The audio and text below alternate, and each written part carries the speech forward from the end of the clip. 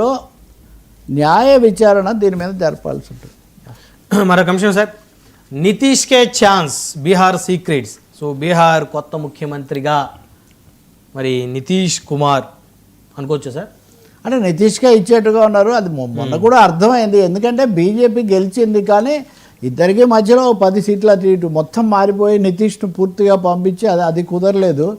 Exit polls అటు ఇటు అయ్యాయి. మనం దాని మీద ఇంకా చాలా ఇది కూడా ఉంది. కానీ ఎందుకు బీజేపీ అంత ఆలోచిస్తుంది? మహారాష్ట్రలో దేవేంద్ర ఫడ్నవీస్ని చేయడానికి కోసం శివసేన వదులుకోవడానికి సిద్ధపడిన వాళ్ళు బీహార్లో మట్టుకు తక్కువ సీట్లు 10 సీట్లు తక్కువ వచ్చినా ఈయన్నే ఎందుకు చేస్తున్నారు అంటే, ఇప్పుడు వచ్చినటువంటి తీర్పు గెలిచినప్పటికీ కూడా ఇదేదో పూర్తిగా సొంత బలము, మనం ఒక్కరమే బీహార్ను కైవసం చేసుకుంటామన్న నమ్మకం బీజేపీకి పూర్తిగా లేదు. రెండవది, ఇది అవగానే 2027లో యూపీ ఎన్నికలు వస్తాయి, తర్వాత ఇంకో 2-3 రాష్ట్రాల ఎన్నికలు వస్తాయి. వాళ్ళ కేంద్రంలో మెజారిటీ పూర్తిగా లేదు. నితీష్ కుమార్ చంద్రబాబు నాయుడు బలపరిస్తేనే ఉంటుంది. కాబట్టి వాళ్ళు ప్రస్తుతానికి నితీష్ కుమార్ను మళ్ళీ కూర్చోబెట్టాలని భావిస్తున్నారు. ఆయన రాజకీయాల్లో ఆరితేరినవాడు కాదు కాబట్టి లేదు మీరే ఉండాలని అన్నాడట లాంఛనంగా. మీరే ఉండాలి పెద్ద పార్టీ అని అన్నప్పటికీ ఆయన రెడీ అవుతున్నాడు. కాకపోతే మంత్రి పదవులు వాళ్ళు ఎక్కువ తీసుకుంటున్నారు. వాళ్ళు 16, వీళ్ళకి 14 ఇచ్చి అట్లా ఏదో చేయాలనుకుంటున్నారు. అది ఒక అంశం అయిపోయింది. ఇంకా రెండవది, బీహార్ తీర్పు అనేది వచ్చిన తర్వాత ఇక్కడ ఓట్ల సంఖ్య చాలా ఎక్కువగా ఉందని, సర్ అనేది చాలా ప్రభావితం చేసిందని, ఇవి అనేక అంశాలు ఉన్నాయి. ఓట్ల సంఖ్య ఎక్కువగా రావడానికి ఫలానా కారణం అని ఎన్నికల సంఘం ఏదో ఒక వివరణ ఇస్తుంది. అది ఓకే, పోనీ అనుకోవచ్చు. మీరు ఇస్తున్నది కాదు, తర్వాత మేము కొంచెం పెంచాము, కొన్ని కన్సిడర్ చేసి కలిపామంటే అనుకుందాం. కానీ ఏ నియోజకవర్గాల్లో వాళ్ళు ఓట్లు తీసేశారో ఆ నియోజకవర్గాల్లోనే గెలిచారు.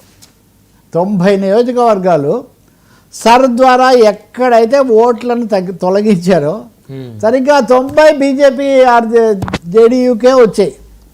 ఇది కొత్త సందేహాలు ఏమనెత్తిస్తుంది.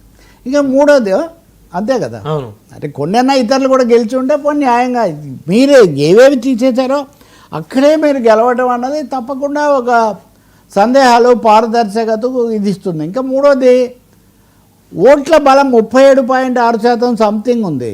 ఇది ఏది మహాగఠబంధన్ ఎంజీబీకి వాళ్ళకి గతసారి వచ్చిననే ఇప్పుడు కూడా వచ్చాయి. అవును, కానీ వీళ్లకు 47% దగ్గర 10% ఎక్కువ వచ్చాయి.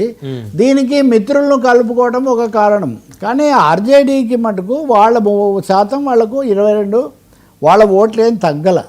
కాబట్టి ఇక్కడ ఆంధ్రప్రదేశ్లో లాగే పవన్ కళ్యాణ్ బీజేపీ కలిసి వచ్చినట్టే కూటమి ఎఫెక్ట్ కొంచెం ఉపయోగపడింది. కానీ కూటమి ఎఫెక్ట్తో పాటు ఈ సర్ ఈ రెండు కూడా కలిసి దీనికి దారి తీసే అనేది చాలా స్పష్టంగా ఓటింగ్ ఫిగర్స్ చూసినప్పుడు మనకు కనిపిస్తుంది. అందుకనే కలిసి చేస్తే తప్ప ఒక ప్రత్యర్థిని ఓడించడం ఇంకా సాధ్యం కాదు. ఒక విధంగా ఏపీ బీహార్ను పోలుస్తున్నారు ఇప్పుడు. అవును, ఏది అందరినీ కలిపి పెట్టడం కానీ, అలాగే బాగా సీనియర్గా ఉన్న ముఖ్యమంత్రిని కూడా బీజేపీ గుప్పిట్లో పెట్టుకోవటం కానీ, ఇంకో కొత్త నాయకుడు వస్తాడేమో కొత్త నాయకుడిని పెరగకుండా చేయాలి అని ఒక జాగ్రత్త పడటం కానీ, ఇవన్నీ బీహార్ రాజకీయాల్లో ఉన్నట్టుగా పరిశీలకులు చాలా భావిస్తున్నారు. ప్రశాంత్ కిషోర్ లాంటి వాళ్ళ పాత్ర ఏంటి? కనబడకుండా వాళ్ళు ఓడిపోవడమే కాకుండా పోటీ పెట్టి ఎందుకు చేస్తున్నారు? అలాగే బీజేపీ మజ్లిస్ బద్ధ శత్రువులాగా మాట్లాడుకున్నప్పటికీ కూడా మజ్లిస్ వెళ్ళి ప్రతి చోట పోటీ పెట్టి ఓట్లు చీల్చి బీజేపీ గెలవడానికి తనకు 5 స్థానాలు రావటం. అవును, అంటే బీజేపీ ఇంత బ్రహ్మాండంగా వచ్చినప్పుడు కాంగ్రెస్ ఓడిపోయింది, లేకపోతే ఆర్జేడీ, మజ్లిస్ ఎందుకు ఓడిపోలేదు? అంటే వారి ఓటు బ్యాంకు బలంగా ఉన్న నియోజకవర్గాలు మొత్తం వారి వైపు నిజమే. ఫోకస్ మీరు వాళ్ళ మీద కదా, మీరు ఒక విధంగా మీరు పూర్తిగా జీరో చేయాలని బీజేపీ ఫోకస్ చేయాలి కదా. మరి మీరు వీళ్ళని చేశారు, వాళ్ళది ఏమీ తగ్గలేదే. అంటే కొన్ని నియోజకవర్గాల్లో 55% ఓట్లు కాబట్టి ఓటింగ్ ప్రాబ్లం అదే సందేహాలకు దారితీసే అంశాలు ఇవన్నీ. అంటే 5 కాదు 4 అన్నా రావాలి కదా. ఇప్పుడు మీరు మొత్తం ఊపేసి యువతలను లేపేశారు, టాప్ లేపేశారు. కానీ మీరు సైద్ధాంతిక రాజకీయాలు అయితే మత ప్రత్యర్థిగా భావించే పార్టీకి మటుకు బ్రహ్మాండంగా గెలిచింది. మీరు చూడండి, బీహార్లో బీజేపీ గెలిచింది, జూబ్లీ హిల్స్లో కాంగ్రెస్ గెలిచింది. కానీ 2 చోట్ల మజ్లిస్ తన ఉనికిని కాపాడుకోవడం మీరు గమనిస్తారు. అవును, అంతే కదా. సో వాళ్ళలో బలమైనటువంటి ఐక్యత ఉంది. అది ఇవి మామూలుగా మీరు అటు వాళ్ళు చెప్పే మాటలు చెప్పకండి, నేను రాజకీయ భాషలో చెప్తున్నా. ముస్లింలు ఐక్యంగా ఉంటారు, హిందువులు ఐక్యంగా ఉండరు. అది ఆ చర్చ కూడా మనకు ఉంది. బండి సంజయ్ నిన్న మాట్లాడుతున్నారు. ప్రాబ్లం అది కాదు, రాజకీయంగా మీరు తీసుకున్న వైఖరి ఏంటి. అందువల్ల ఇక్కడ చాలా బీహార్లో చాలా బయటికి రాని సీక్రెట్స్ చాలా ఉన్నాయి. దాని మీద అయితే రాబోయే రోజుల్లో రాజకీయంగా చేయాలి. అయితే ఒకటే, కేవలం ఎన్నికల కమిషన్ వల్ల గెలిచారంటే ఒప్పుకోలేము. కానీ ఈ 90 సీట్లలో ఏం జరిగింది అన్న విచారణ అనండి, అది మటుకు జరగాలి. ప్రశాంత్ కిషోర్ పార్టీ కనీసం బోని కూడా కొట్టకపోవడంపై ఒకప్పుడు ఆయనకున్న క్రేజ్ అంతా కూడా ఇప్పుడు పూర్తిగా జీరో అయిపోలేదు సార్ బీహార్లో. బీహార్ ఇప్పుడు విశాఖపట్నంలో ఆయన ఉంటారు, సత్యమూర్తి ఒక ఆయన ఉంటారు. సూపర్ స్టార్స్ని తయారు చేస్తారు ఆయన, కానీ ఆయన కాలేడు సూపర్ స్టార్. ఆయన అవ్వరు కదా, ఆయన తయారు చేయడానికి ఆయన పనికి వస్తారు.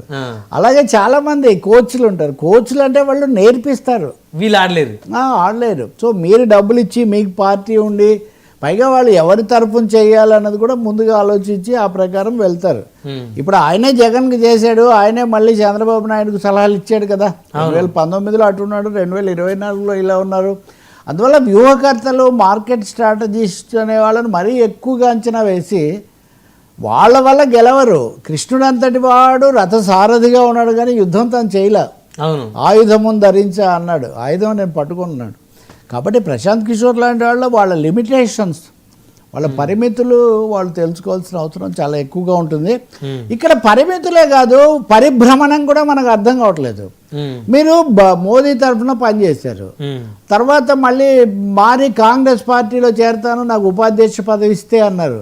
నితీష్ కుమార్ తరఫున మీరు పనిచేశారు, మళ్ళీ నితీష్ కుమార్ మీదే తీవ్ర విమర్శలు చేశారు. మమతా బెనర్జీ దగ్గర పనిచేశారు. ప్రతి చోట ఇందాక ఆంధ్రప్రదేశ్లో చెప్పుకుంటే జగన్మోహన్ రెడ్డితో చేశారు, మళ్ళీ కాంగ్రెస్తో కూడా చేశారు.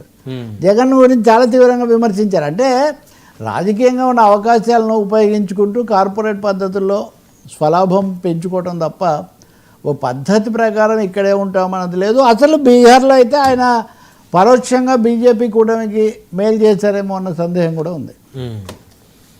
అదేవిధంగా మరొక అంశం సార్, ఐబొమ్మ తిరిగింది, సైబర్ సెక్యూరిటీ